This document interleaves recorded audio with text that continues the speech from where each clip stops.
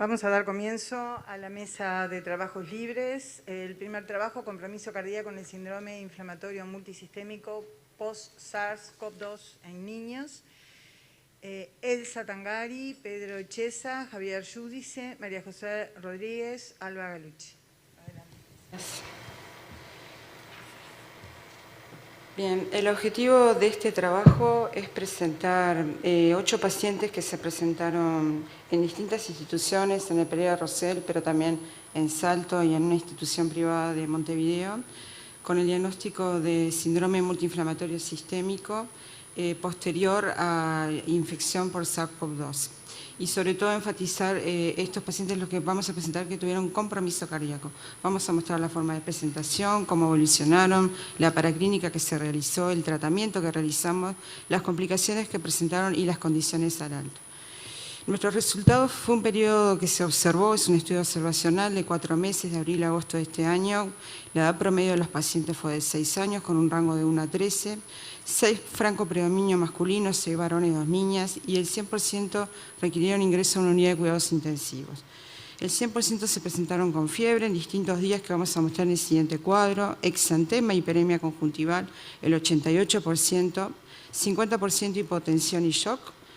De estos pacientes que se presentaron con hipotensión y shock, el 75% requirió soporte inotrópico, el 25% se presentó con insuficiencia respiratoria, requiriendo soporte respiratorio no invasivo, y 50% se presentaron con síntomas digestivos. Como vemos en el siguiente cuadro, mostramos un poco los 8 casos con sus manifestaciones clínicas y enfatizamos en las 2 últimas columnas los pacientes que tuvieron la PCR para SARS-CoV-2 positiva en el momento del diagnóstico del mix fueron 3. 3 tenían una infección previa documentada, 2 con un mes previo y otro paciente con 2 semanas previas.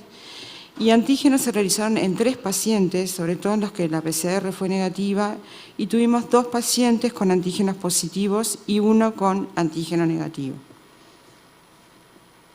De la clínica ya hablamos, así que no vamos a seguir, no vamos a mostrarlo.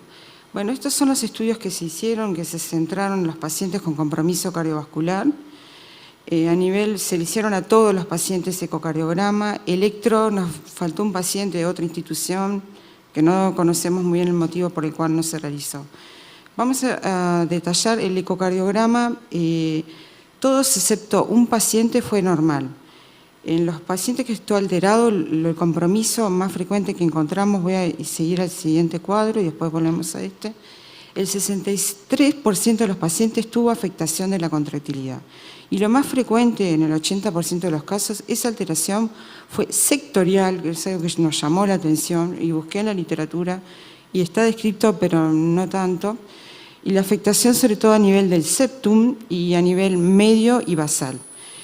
El compromiso de la contractilidad fue leve en la mayoría de los casos, en el 75% de los casos, con una FEBI, que es fracción de eyección de ventrículo izquierdo, del 47 al 51%. Un paciente presentó una afectación moderada del 37%. Para destacar, el 60% de los niños que tuvieron esa FEBI alterada requirieron soporte inotrópico. Y ese soporte fue breve, con una media de 3 días.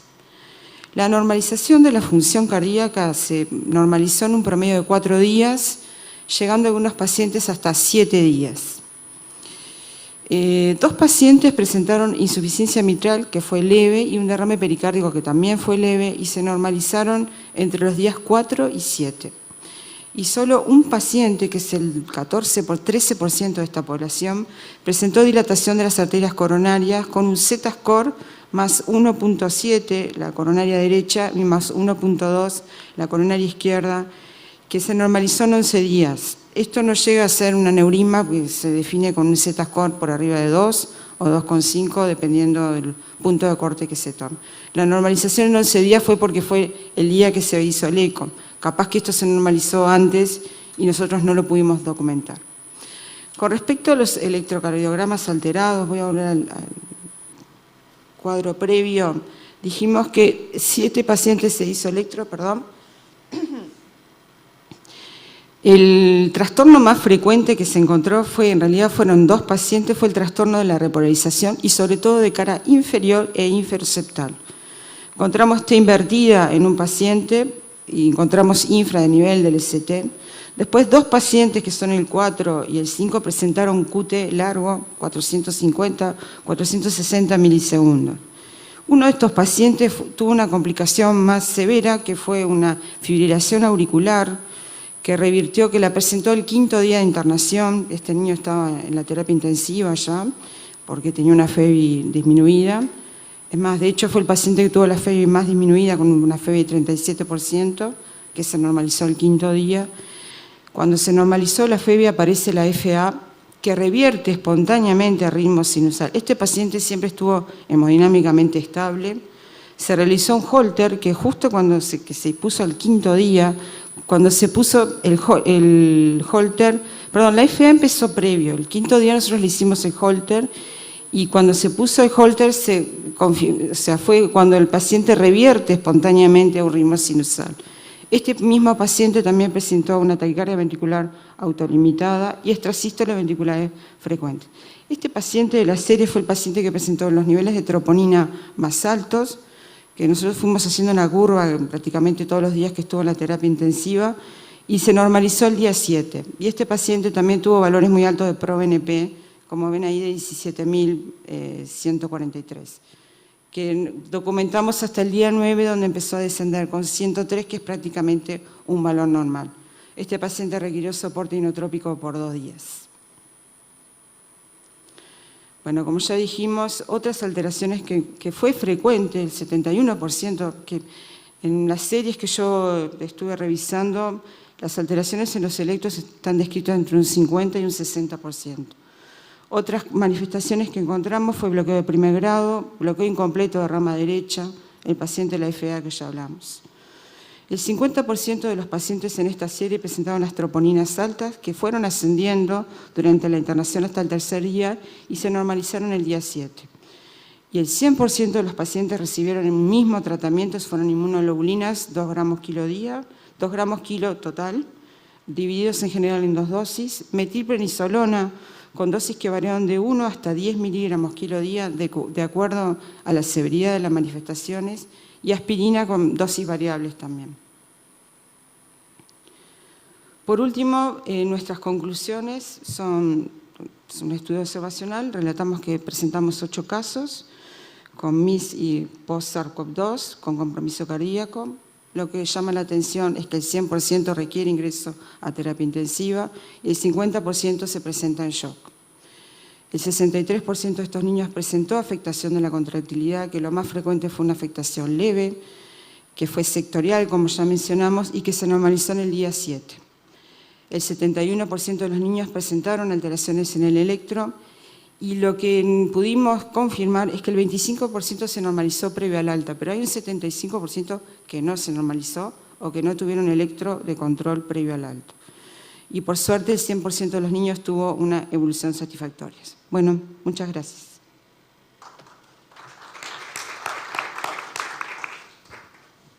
Un breve comentario, Elsa. Primero, felicitaciones, muy buen trabajo. Gracias. 2 consultas, porque me llamó la atención cuando leí el resumen del trabajo, la confirmación de la infección. El tiempo, algunos tú decís que tenían el hisopado, la PCR positiva en el momento que ingresaron. Supongo que a eso se les habrá hecho el diagnóstico de si era una infección activa o si había sido una infección previa. Esa es la primera. Lo segundo, ya te hago los 3 comentarios. Lo segundo, que es importante, que el antígeno negativo no descarta la infección por SARS-CoV-2, que creo que eso es un dato no menor, y que el electrocardiograma forma parte del diagnóstico de las afecciones cardíacas. Vi que uno de ellos no lo tenía, pero me parece que es que hay que hacerlo en todos los casos. Y finalmente, si alguno de estos plantearon hacerle resonancia con gadolinio, nada más. Y muchas gracias, y espero que lo publiquen. Sí, primero la última sí la vamos a publicar, ya está casi pronto. Con respecto a tu primera pregunta, sí, habían 3 pacientes que estaban cursando la infección, como decís, Alicia, lo cual puede formar parte igual del diagnóstico, cursando la infección. La otra pregunta, Alicia, porque la verdad que fue varias juntas. Lo del electrocardiograma. Lo del electro, el paciente que no tuvo el electro no pertenece a una institución privada. Y yo, estuve juntando muchos casos al principio y bueno, fue un paciente que me pareció que había que incluirlo, pero no perteneció al Pereira Rosell, donde trabajo yo por lo menos. Y estoy totalmente de acuerdo que estos niños con compromiso cardíaco, con una febia alterada, ecocardio alterado, sin lugar a duda tenemos que evaluar la parte eléctrica del corazón. Con respecto a la resonancia que preguntaste, sí, los niños que nosotros solicitamos que estos niños sean derivados a la Policlínica de Cardiología y sí tenemos un planteo, no está protocolizado, la idea de hacer este trabajo es hacer un protocolo, existen a nivel mundial y sobre todo yo estoy viendo, hay uno de Boston que es muy bueno, que propone el seguimiento en estos niños, sobre todo a largo plazo, por lo menos en los 3 y 6 primeros meses, hacer ecocardiogramas seriados, ver si no aparecen dilataciones de las coronarias en la evolución o aneurisma de las coronarias, que por cierto en nuestra serie vimos una frecuencia baja, pero en realidad uno revisa a nivel mundial y es la frecuencia que hay, entre un 13 y un 15%. Y además, bueno, evaluar si quedan secuelas. Estos niños todos restituyeron ad integrum su función, pero nosotros hicimos una FEBI que es una forma un poco... hoy por hoy, o sea, debemos evaluar la contractilidad cardíaca con otros parámetros, con strain rate, que por suerte ahora en el hospital contamos con la posibilidad de hacerlo y vamos a empezar a hacer. Estos niños que vuelvan, le vamos a hacer también un strain rate, que es una forma muy fidedigna de evaluar compromiso y recuperación de la función cardíaca. Otra cosa que no buscamos en nuestro estudio, pero sí está relatado en forma frecuente ese compromiso del ventrículo derecho. No, y finalmente, nada más un comentario, y es que debería haber una pauta nacional con respecto al manejo de estos pacientes, porque todos, en todas las unidades de cuidados intensivos, usamos las 3 medicaciones que vos dijiste, inmunoglobulinas, metilprednisolona y ácido acetilsalicílico, pero a dosis diferentes. Entonces me parece que, bueno, es una enfermedad nueva, obviamente, pero que vale la pena juntarnos y hacer una pauta nacional. Muchas gracias, Elsa. Totalmente de acuerdo contigo. Bueno, gracias a todos.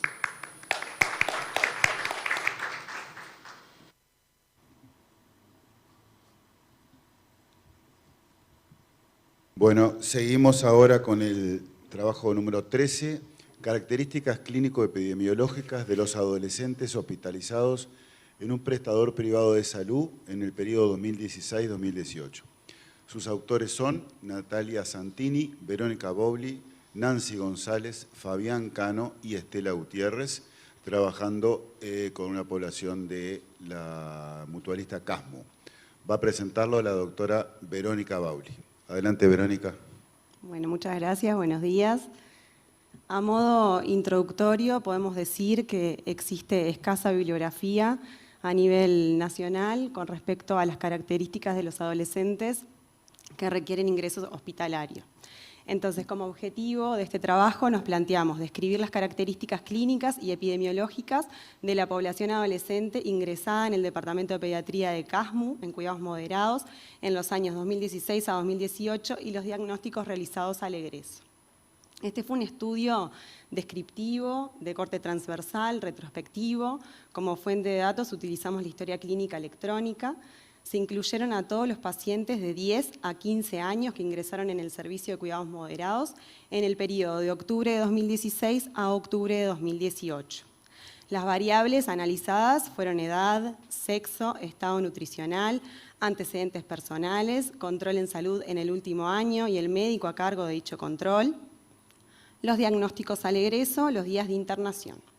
El estudio fue aprobado por el Comité de Ética de la institución.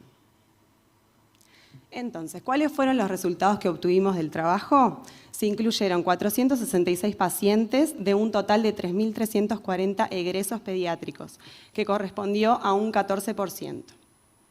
La mediana fue de 13 años. No hubo grandes diferencias, no hubo diferencias entre sexo femenino y sexo masculino. Con respecto al estado nutricional, se destaca que el 25,1% presentaban sobrepeso u obesidad y tenían 12,7% eran obesos y 12,4% sobrepeso.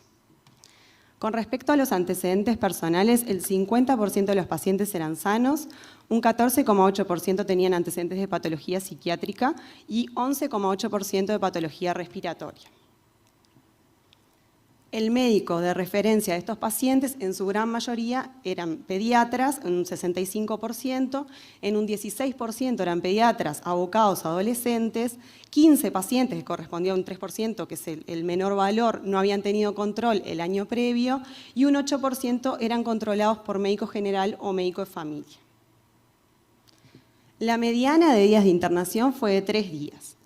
Y los motivos, los diagnósticos al egreso los dividimos en 4 grandes categorías.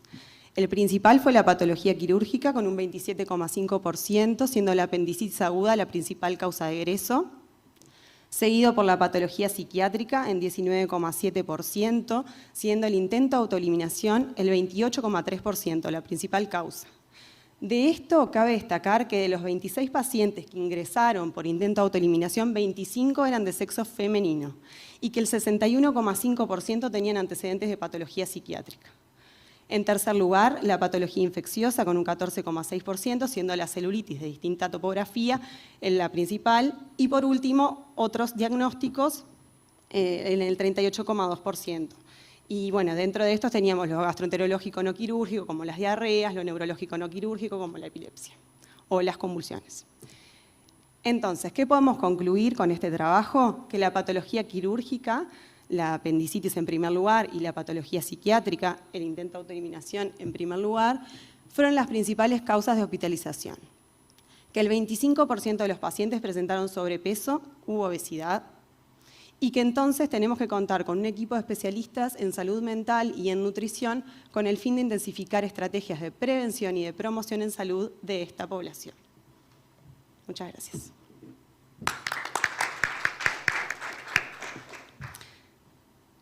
Muy interesante, la verdad, porque además creo que no hay muchos reportes en nuestro medio dirigidos a este tema que es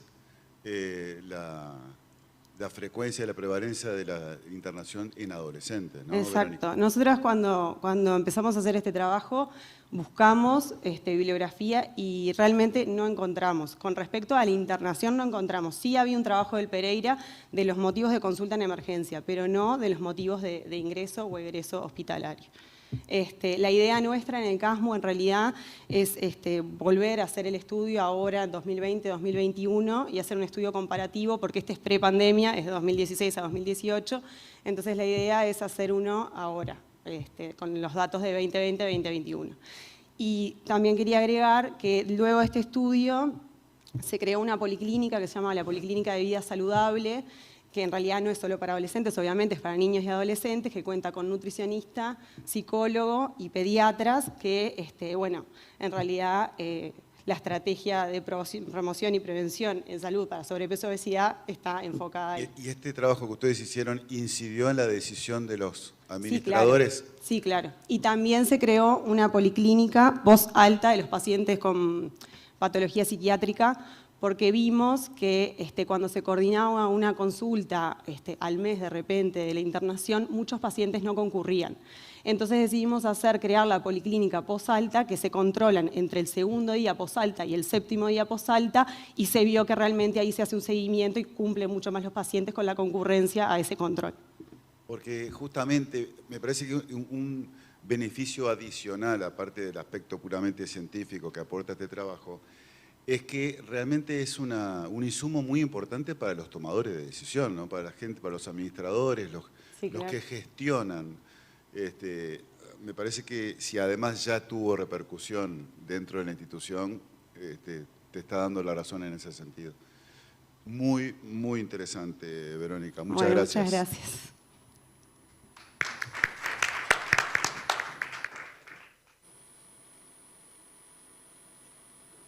Vamos a presentar ahora el trabajo número 28, Evolución de las consultas en un servicio de urgencia pediátrico en tiempos de la pandemia de COVID-19. También es un trabajo de CASMU, Sofía García, Valeria Besaro, Adriana Pedemonti, Nancy González y Estela Gutiérrez. Adelante, Sofía.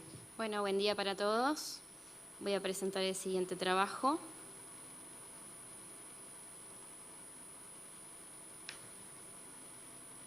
Como todos ya sabemos, los primeros casos de infección por el virus de SARS-CoV-2 en Uruguay se constataron a principios de marzo de 2020 y desde entonces la evolución de la pandemia ha sido muy dinámica. Esto ha llevado a que los servicios de urgencia tengan que reestructurarse para dar respuesta a la demanda.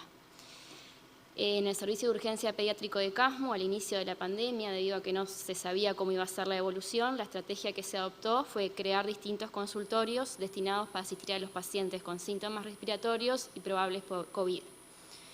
Durante la pandemia, las consultas se mantuvieron con poca demanda y entonces el servicio de urgencia pediátrico de CASMU se volvió el lugar ideal para la realización de los test diagnósticos en los menores de 2 años que en nuestra institución se les realizaba aspirado nasofaringio.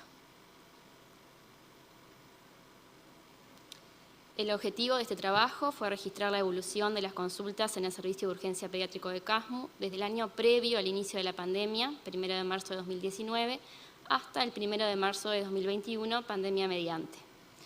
Los objetivos específicos fueron comparar la evolución de las consultas en emergencia, prepandemia y durante la misma, así como también los ingresos a piso por patologías respiratorias y los ingresos a cuidados intensivos por dicha causa. Como último objetivo, queríamos conocer la incidencia de infección por COVID en los pacientes que consultaron en el servicio de urgencia por síntomas respiratorios y que requirieron ingreso al servicio de cuidados moderados. Para ello se realizó un estudio descriptivo, retrospectivo, con los registros electrónicos de los pacientes menores de 15 años que acudieron al servicio de urgencia pediátrico durante el periodo antes mencionado.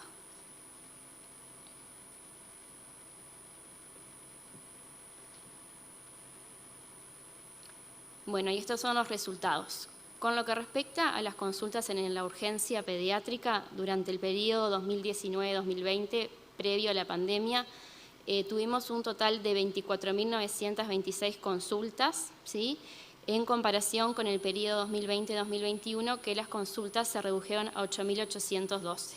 Se objetiva entonces una reducción del 65% de las consultas en urgencia pediátrica durante la pandemia. Cuando comparamos los motivos de consulta respiratorios en el servicio de urgencia pediátrica, previo a la pandemia tuvimos un total de 7.146 consultas respiratorios, comparado con el periodo pandémico, que las mismas fueron de 1.147, reduciéndose así a un 84% las consultas respiratorias durante la pandemia. Con lo que respecta a los ingresos a cuidados moderados, previo a la pandemia, tuvimos un total de 1.056 ingresos y durante la pandemia 546. La reducción de los ingresos durante la pandemia fue de 51% y cuando comparamos los ingresos por causa respiratoria a cuidados moderados, la reducción de los mismos fue de un 75%, objetivándose en el periodo prepandémico 228 ingresos por sintomatología respiratoria y en el periodo pandémico solamente 57 consultas respiratorias. De aquellos pacientes que ingresaron por sintomatología respiratoria previa a la pandemia, solamente 8 requirieron ingreso a cuidados intensivos. En comparación, durante la pandemia, donde ingresaron por síntomas respiratorios a CTI, solamente 3 pacientes. Por último, con lo que respecta a las conexiones a oxígeno de alto flujo, previo a la pandemia, de 228 pacientes respiratorios ingresados, 67 de ellos, un 29%, requirieron conexión OAF. Cuando lo comparamos, las conexiones OAF por síntomas respiratorios en el periodo 2020-2021, tenemos que solamente 10 pacientes de los 57 que ingresaron requirieron conexiones OAF. El porcentaje de reducción de conexiones OAF fue de 85%. Por último, algo que no figura acá fue la incidencia de casos COVID-19 que ingresaron al servicio de cuidados moderados durante la pandemia. Hasta marzo de 2021 tuvimos 4 pacientes con diagnóstico positivo de COVID, pero solamente uno de ellos presentaba sintomatología respiratoria y era un paciente que tenía como comorbilidad una encefalopatía crónica no progresiva.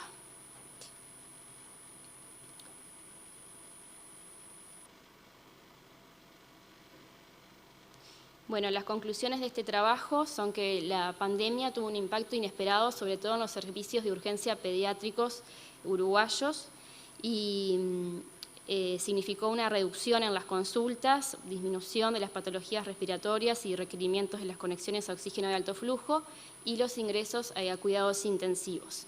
Todo esto es atribuible a que durante la pandemia la circulación de los niños por el cierre de las escuelas estuvo disminuido. Luego, la apertura gradual de los mismos con la aplicación también de los protocolos sanitarios disminuyeron la circulación de los virus, y aparte porque la infección por el virus de SARS-CoV-2 en los niños cursa de una manera muy leve y la mayoría no requieren ingreso hospitalario. Gracias.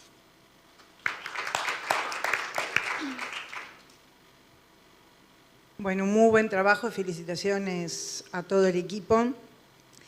Dos consultas puntuales. Bueno, esto, un comentario y dos consultas. Esto lo hemos visto todos. Después tendrán que comparar 2020 con 2021, porque obviamente que hay un cambio notorio, estando aún en pandemia. O sea que eso es... Yo creo que esos datos que tú decís, de que el cierre de las escuelas, la reapertura, yo creo que la percepción de riesgo también cambió. Sí. Y en aquel momento había temor o miedo a lo que no conocíamos, y ahora ya las cosas han cambiado. Entonces estamos viendo lo que estamos viendo. Totalmente. Dos preguntas. Sí. Una, ¿vieron un retraso en las consultas que llegaban, que eso otros lo han manifestado? Sí, hay un trabajo de Casmo publicado por otra residente de pediatría, que sí, hubo una demora en las consultas, sobre todo las patologías quirúrgicas. Sí. Bien, con respecto a los casos COVID que mencionaste, que tuvieron 4 casos positivos, uno con síntomas respiratorios, ¿los otros 3 fueron hallazgos?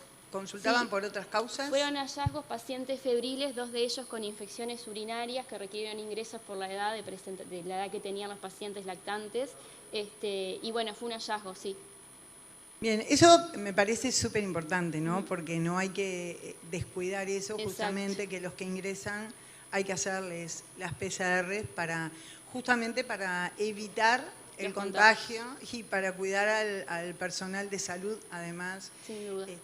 Bien, y lo otro, ¿cómo siguieron a los niños que se fueron de alta con COVID? El seguimiento fue a través de un sistema que tiene Casmo que se llama PGU, que se hace seguimiento telefónico por pediatras de la institución, y bueno, el seguimiento fue telefónico. Perfecto. No, y lo otro que me parece importante, hablaste de la conexión a OAF. Al principio de la pandemia hubo toda una movida con lo que era la diseminación del virus por la utilización de OAF, nebulizaciones, y que eso ya está demostrado que no es así, el que se beneficia, y creo que es muy bueno que lo hayan utilizado cuando estaba indicado, ¿no? Sí. Porque lo que pasó en algunos casos es que no se utilizaba cuando estaba indicado, y eso determinaba más complicaciones para los pacientes. Bueno, muchísimas gracias, muy buen trabajo. Gracias.